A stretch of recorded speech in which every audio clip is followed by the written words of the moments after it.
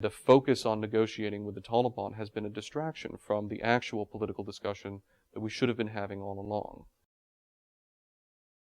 We've talked about the Afghan National Security Forces, but then we also hear about Karzai, coming elections, and the fact that the Afghans are so feckless in running their own political system that even if we succeed on the ground militarily, politically it's going to remain a disaster area for years to come.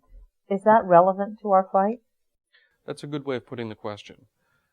This is one of those cases where, amidst all of the discussion and accusation of mission creep and this is and that's, ironically, people are now pointing to the need to perfect an Afghan political system as the key to this struggle, who previously were saying we shouldn't be doing nation building in Afghanistan. The reality, of course, is somewhere in between. I can assure you that Afghan politics will be a mess and almost incomprehensible to the West, probably for as long as there are Afghans. That doesn't trouble me. There have been long periods in Afghan history when there's been an Afghan government of whatever variety that was equally both feckless and confusing, but that nevertheless was relatively peaceful and didn't have these sorts of problems.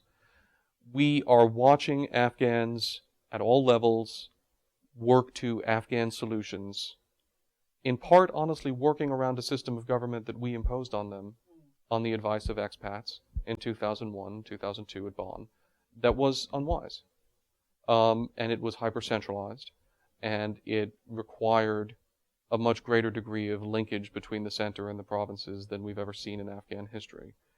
And the Afghans are working around that and starting to find ways to work around that.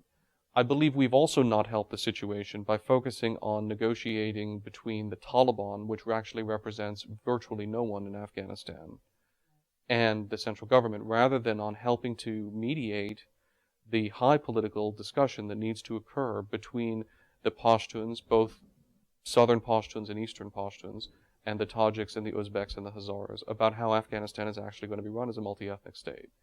And the focus on negotiating with the Taliban has been a distraction from the actual political discussion that we should have been having all along. And then, of course, there's another political discussion that goes on top of that, which is between Afghanistan and Pakistan.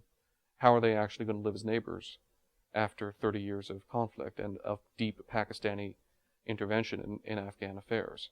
So we've been, unfortunately, in my view, the desire to justify a rapid withdrawal of U.S. forces by coming up with some notional deal with the Taliban has been a major distraction, but I think we're getting through the end of that. The Taliban have helped by withdrawing from the talks.